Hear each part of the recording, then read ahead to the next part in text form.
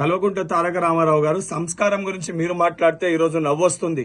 ఎందుకంటే గతంలో మీ తండ్రి గారు ముఖ్యమంత్రి ఉన్నప్పుడు వారు మాట్లాడిన మాటలు యావత్ తెలంగాణ సమాజం చూసింది. నిండు చట్టసభలో అసెంబ్లీలో కూడా వారు ఏ రకంగా ప్రతిపక్ష పార్టీ నాయకులపైన ఏదైతే వారిని ప్రశ్నించిన నాయకులపైన ఎంత ఎగతాళిగా మాట్లాడినో చాలా స్పష్టంగా ప్రజలు గమనించారు.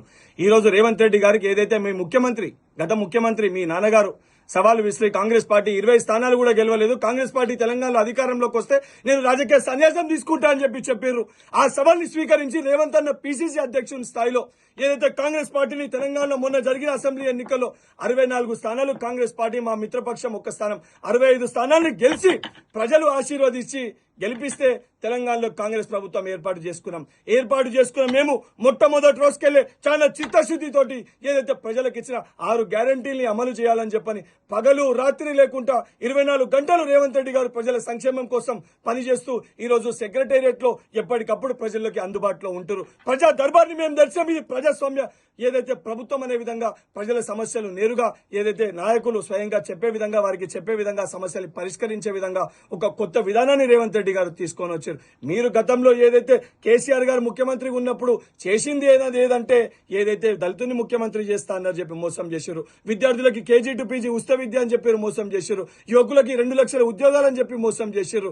మైనార్టీలకి 12% రిజర్వేషన్ అని చెప్పి మోసం చేశారు. గిరిజనులకి పోడు భూములు అని చెప్పి మోసం చేశారు. రైతులకు ఏకకాలంలో రుణమాఫీ చేస్తామని చెప్పి మోసం చేశారు. బీసీలకి బీసీ బంధు అని చెప్పి మోసం చేశారు.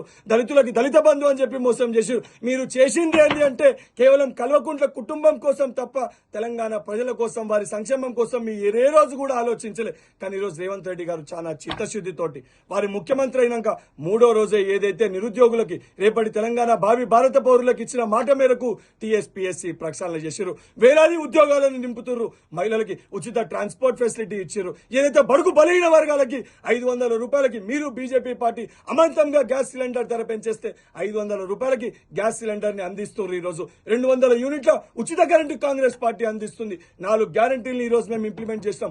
దానితో పాటు 70 రోజులు పూర్తి కాకముందే 4 గ్యారంటీలు ఇంప్లిమెంట్ చేస్తాం. మేము చెప్పిన విధంగా 100 రోజుల లోపల ఉన్న పథకాలన్నీ కూడా మేము ప్రజలకు ఏ రకంగా ఇయ్యను అనే స్పష్టత మాకుంది. తీసుకునే ప్రజలకి స్పష్టత ఉంది. ఇవన్నిటినీ పక్కన పెట్టి ఇష్టం ఉన్నట్టు రేవంత్ అన్న బయటికి రా మల్కాజ్గిరిలో చూసుకున్నాం చెప్పి మాట్లాడుతున్నావు. రామన్న నీ స్థాయి రేవంత్ అన్నది కాదు. బల్మూరి వెంకట్ నేను ఎమ్మెల్సీ పదవికి రాజీనామా చేసి నేను బరిలో దిగుతా. నువ్వు నీ సిరిసిల్లలో ఎమ్మెల్యే పదవికి రాజీనామా చేసి బరిలో దిగు. కరీంనగర్ మల్కాజ్గిరి ఎక్కడంటే అక్కడ నేను నీ సవాల్కి సిద్ధంగా ఉన్నా.